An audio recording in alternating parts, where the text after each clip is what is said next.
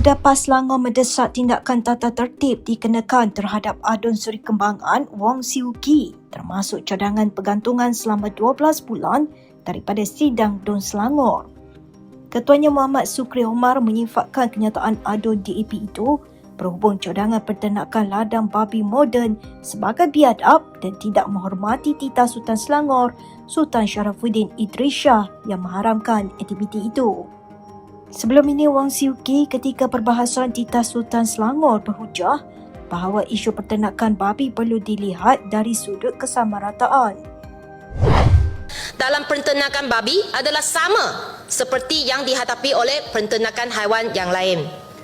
Namun begitu, amat tukar ceritanya, seperti apa yang dibangkitkan dalam titah ucapan tuanku, isu peternakan babi telah dijadikan sebagai isu politik dan dimainkan oleh pelbagai pihak, termasuklah bekas ahli politik di luar sana. Sehubungan itu, Sri Kembangan memohon pertimbangan agar diberikan ruang kepada kerajaan dan para pelabur untuk meneroka sistem peternakan tertutup dan moden.